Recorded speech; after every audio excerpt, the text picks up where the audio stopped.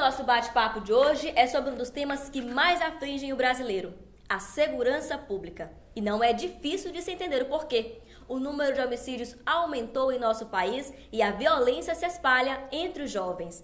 Vamos conferir na reportagem de Liliane Coutrin e as imagens são do Jonas Sakamoto. A falta de segurança pública é uma preocupação nas grandes cidades. Na região metropolitana de São Luís, bem como no interior do Maranhão, os registros de violência aumentam a cada dia.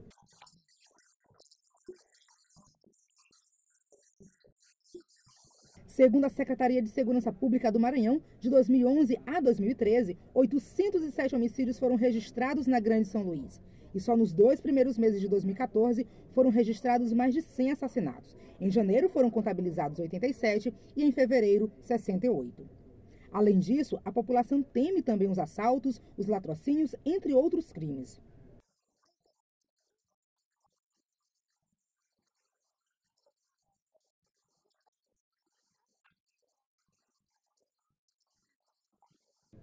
Mas por que a violência aumentou tanto e como resolver esse problema? Veja a opinião dos especialistas no Bate-Papo Imirante. E participam do nosso bate-papo desta quinta-feira o subdelegado da Polícia Civil do Maranhão, o Marcos Afonso Júnior, e a Ângela Maria Rosas, investigadora da Polícia Civil e que está se especializando em direitos humanos. Antes de começarmos a nossa conversa, eu quero agradecer a presença de vocês aqui no nosso programa. Tudo bom? Tudo bem. Tudo bom. Prazer é nosso também. É vontade. E a gente começa com o Marcos Afonso. Existe um modelo ideal de segurança pública que diminua essa onda de crimes?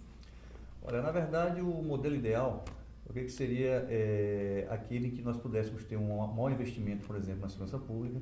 E, claro, uma aproximação sempre da Polícia Civil, Militar, que nós temos uma integração muito boa, mas eu acho que tem que cada vez isso se aproximar mais, né? Tem vários fatores que também influenciariam nesse sentido. Por exemplo, quando eu falo de segurança pública, eu falo no todo, né? Todo o sistema. Não só as polícias, mas, por exemplo, nós temos o Ministério Público, o Judiciário, todos têm que andar muito irmanados, mas o maior problema que nós temos aqui seja a nossa legislação. Nós vamos ter que rever muita coisa disso aí, que também faz parte, né? Nós não podemos esquecer o sistema penitenciário, que reflete na segurança pública. E, claro, né, para ser um modelo ideal, seria que nós tivéssemos também uma sociedade mais justa, né? Que aí realmente veria aquele lado mais humano, em que talvez uma menor desigualdade de renda, de situações que as pessoas pudessem passar. Uma série de fatores. Afetaria realmente também a segurança. Mas o modelo ideal não é tão fácil, né? Mas eu acho que nós podemos chegar sim num modelo bem próximo desse ideal, desde que ocorram certas mudanças que nós precisamos realmente no nosso sistema. Como eu falei, não só na segurança pública, como polícia, né? Como todo. Tá? Como eu acabei de falar, nós temos questões do judiciário, Ministério Público, Defensoria Pública, que a população necessita muito do defensor público hoje. A polícia, no modo geral, precisa de mais efetivo, né? Qualificação, né? Que inclusive já está ocorrendo, mas precisamos melhorar cada vez mais. Temos que ter um policial qualificado, motivado, bons salários, atrativo. Eu acho que o profissional da segurança pública tem que ser um profissional. Mais valorizado também. Ele tem que ser profissional. Ele não pode entrar aqui com vontade de sair, que acontece muito, né? Você faz o concurso da polícia para fazer trampolim para outra coisa. Não é por aí, né? Você tem que entrar para ser policial, porque é um sacerdócio. Ser policial é um sacerdócio. Você não tem hora, você não tem dia, de manhã, tarde, de noite, você vê coisas boas e horríveis. Você tem que se acostumar com aquilo, tem que estar sempre sorrindo para o cidadão, porque quem procura a polícia procura porque precisa, não vai simplesmente na delegacia para te dar um bom dia, ele vai porque precisa de alguma coisa. Então, eu acho que o modelo ideal de segurança existe, mas não é tão fácil de se alcançar. Agora, é possível desde que haja uma mudança não só, como eu acabei de falar, se você focar somente como está nas polícias em si, não. Tem todo um sistema que tem que ser modificado, que com o tempo eu acredito que o Brasil vai ter que mudar, né? E a gente espera que isso aconteça o mais rápido possível. Ângela, o que você considera que ainda seja o principal desafio da segurança pública no Brasil?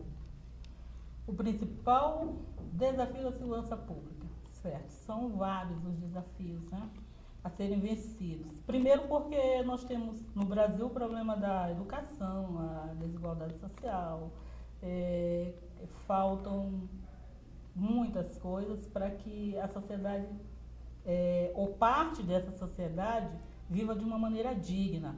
Nós temos aí uma Constituição de 1988, né, que é cognominada de Constituição Cidadã, mas que na realidade nem sempre assegura ao cidadão os seus direitos. Entre eles estão a questão da educação, da alimentação, da moradia, né? Inclusive básico, da né? segurança pública, que também é um direito básico do cidadão. Que a Constituição de 88, inclusive, é a primeira nossa que ganhou um artigo dedicado à segurança pública, né? Então, esse desafio da segurança pública, ele é o mais sério entre os outros desafios das outras secretarias, dos outros ministérios, porque para a segurança pública, quando a gente fala segurança pública, geralmente a gente corre logo para cima da polícia, porque às vezes a gente entende que segurança pública é a polícia. Mas sendo que a segurança pública, ela tem que ser desafiada, tem que vencer esse desafio como? Em conjunto com a sociedade, né? Sociedade civil organizada, com a sociedade, com o Ministério da Justiça, Secretaria de Direitos Humanos, Ministério da Saúde, Ministério da Educação. Tem que ser um conjunto de ministérios, de ações para serem organizados, certo? E vencer esse desafio que é fornecer para a sociedade uma segurança pública a contento, né? E dessa maneira é o que a Secretaria de Segurança Pública do Maranhão tem feito. Tem buscado capacitar seus policiais. Eu sou exemplo disso, né? Estou na Universidade Federal do Maranhão fazendo esse curso de Direitos Humanos, Cidadania e Gestão de Segurança Pública. Importante, muito importante realmente dessas evolução na educação do policial, né? Por quê? Porque se você está sempre na academia, sempre tendo um curso, indo na universidade, fazendo seus estudos, atualizando, é claro que isso reflete no seu trabalho, né? É muito importante. Eu acho que em todo país que conseguiu vencer esses problemas de segurança pública, tem uma polícia qualificada. Pode ter certeza disso. E para isso nós precisamos do quê? Sempre ter nossos policiais na banca de estudo, né? Para poder entender como e quando acontece a violência, como e quando acontece a violência, e entender o que realmente é violência, criminalidade, para poder lidar com essa situação. É bem interessante. Vamos conferir a opinião das pessoas quanto ao nosso assunto de hoje.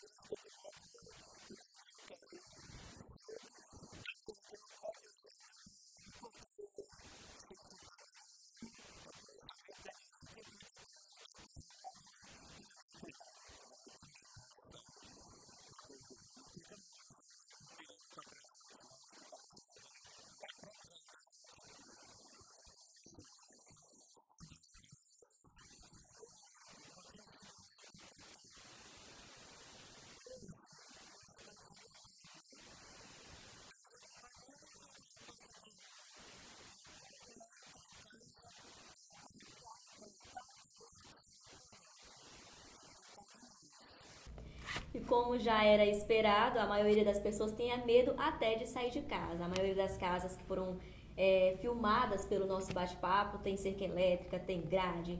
Então, delegado Afonso, a situação está tão complicada assim? Na verdade, nós temos hoje realmente uma situação bem diferente do que, por exemplo, quando eu cheguei aqui no Maranhão, né? Eu sou de Belém do Pará, cheguei há 15 anos aqui, é uma cidade muito tranquila, né? Era uma capital pequena, vamos dizer assim, inclusive em criminalidade, sempre muito afável, muito gostosa, uma cidade muito boa, adoro São Luís, mas ela é bem mais tranquila. E a tendência que está acontecendo aqui, o que está acontecendo no resto do Brasil também, que eu digo, né? Ou seja, a violência veio chegando, veio o progresso, veio mais gente para cá. Agora nós temos refinaria, supostamente a refinaria que vai, eu não sei se vai ou não vai ainda ser criada em Bacabeira, mas isso já correu o Brasil inteiro, né? A quantidade de pessoas que vieram para o Maranhão atrás dessa refinaria afeta. Chegou em Estreito, a barragem de Estreito lá, na hidrelétrica de Estreito, trouxe milhares de pessoas. Então, tudo isso traz a violência também. E mais, né? Nós já detectamos, inclusive com o trabalho de investigação que nós estamos fazendo, que hoje, e nós conseguimos infelizmente sentir essa violência toda no início do ano, que as facções criminosas que agem no resto do Brasil chegaram aqui também. Ou seja, hoje já infelizmente essa evolução criminosa também já está aqui. Nós temos aqui o PCM e o Bonde dos 40, que nada mais são do que braços de facções criminosas de fora do país, de outros estados, perdão, por exemplo, como o PCC de São Paulo, que já age em vários estados do Brasil. Então, realmente, hoje está a violência aumentou, não tenha dúvida. Claro que a sensação de violência também, ela começa a ser multiplicada pelos problemas que nós estamos vendo, né? Infelizmente ocorre, e você sente essa sensação de segurança, de insegurança maior. E agora, tem vários fatores que influenciam isso, como eu falei, essa chegada das facções criminosas, e eu acredito que a impunidade é um fator preponderante nisso tudo. Até porque nós acompanhamos, de certa forma, né? Nós acompanhamos a marginalidade no dia a dia. A legislação deveria acompanhar, né? Inclusive eu gosto de dizer uma coisa que é bem interessante. Eu digo assim, o Congresso Nacional às vezes não escuta o povo. Diz que a voz do povo é a voz de Deus, né? Então eu acho que o Congresso não ouve Deus, porque se você fizer uma enquete, você vai ver que todo mundo quer isso. Exatamente. Homicidas, latrocidas, tráfico de drogas, sequestro, estupro. Não tem condições de você colocar uma pessoa dessa na rua. E às vezes volta a fazer, né? Volta. Infelizmente, assim, claro que nós sabemos que o sistema penitenciário tem que melhorar, tem todo aquele problema, mas nós temos que fazer isso para tentar recuperar a pessoa que tem. Claro que há uma possibilidade muito grande de várias serem recuperadas, outras eu não acredito, vou ser bem claro, no dia a dia a gente sabe disso, mas todos têm chance, tem que ter oportunidade de se recuperar. Agora, que é um plano sério, e isso faz com que as pessoas também tenham essa sensação de segurança, porque você é aquele ladrão que rouba sua casa, invade sua casa, põe arma na cabeça do seu filho, quando é lá que passa 1 ano, 2 anos, você vê ele na rua. Aí você vai ter o quê? Você vai trancar sua porta, porque daqui a pouco ele está invadindo sua casa de novo. Então é algo que tem que mudar. Eu sou bem realista nisso, sou bem claro. Não sou contra que se dê oportunidade, mas também não vamos exagerar, né? Eu acho que você pegar uma pessoa... 2, 3 anos se ele for maior de idade. Justamente. Ainda tem esse problema. Eu acho que... Às vezes eles... os que já são maiores de idade ainda botam a culpa no menor porque sabe das facilidades. Normalmente as quadrilhas sempre tem um menor para poder assumir a culpa. Então, é um caso delicado. A questão da maioridade é outro problema que tem que discutir, né?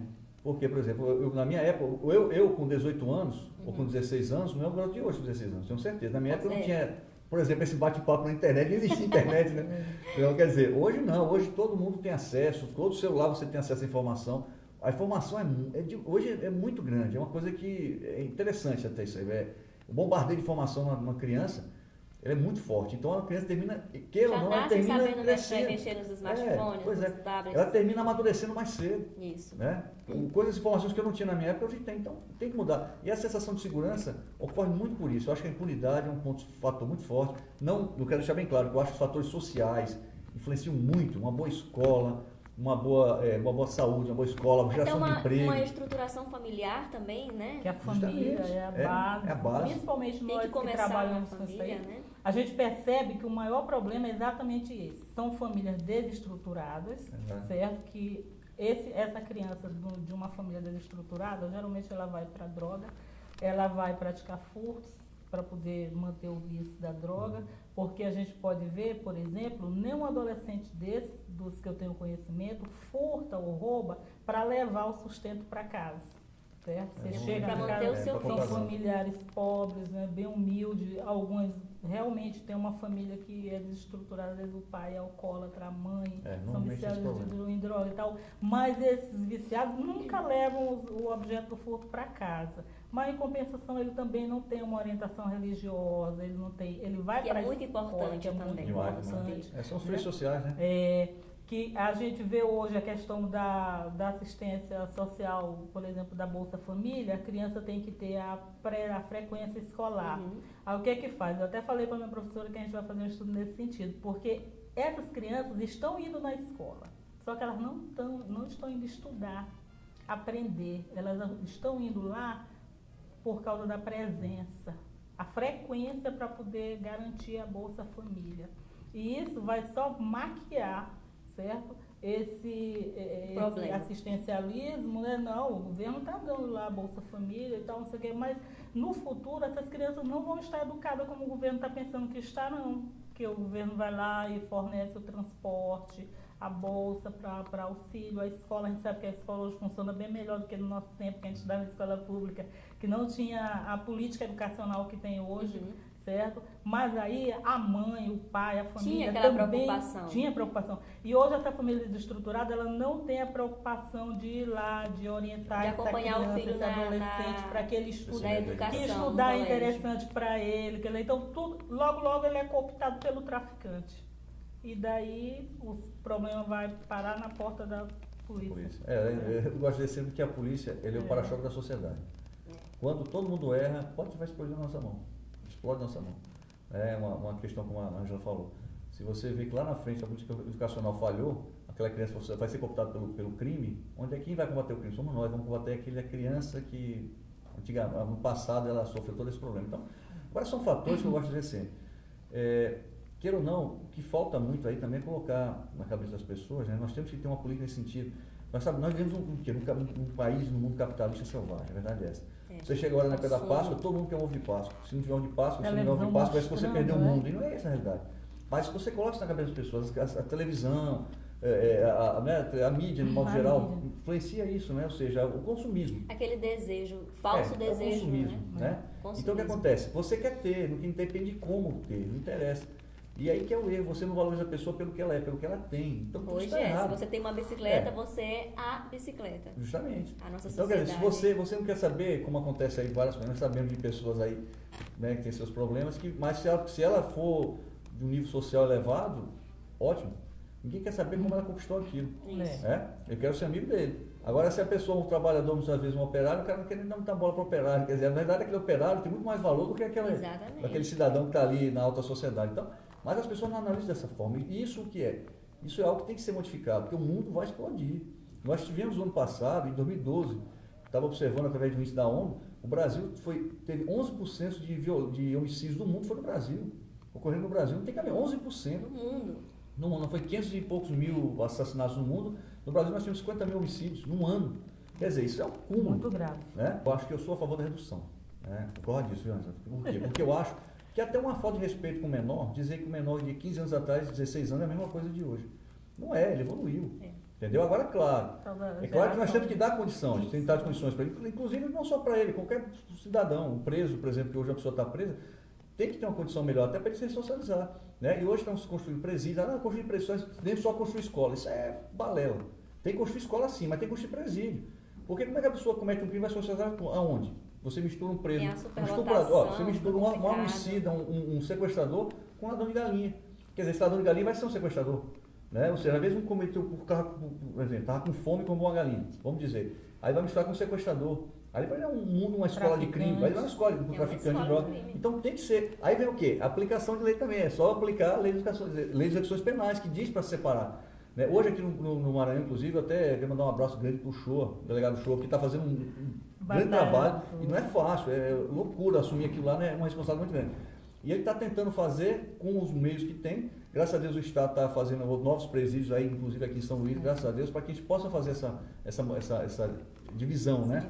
De delitos, né? Porque aí sim, você separando essas pessoas, é mais difícil você cooptar pessoas que um pequeno delito envolver com um sequestrador com casos mais graves, né? Agora, eu só discordo disso aí, André, mas realmente eu concordo com você que tem que ser, antes até que se cobrar, tem que se dar condições, né? Exato. Mas tem que melhorar alguma coisa, isso está demais, tem que fazer alguma coisa imediata.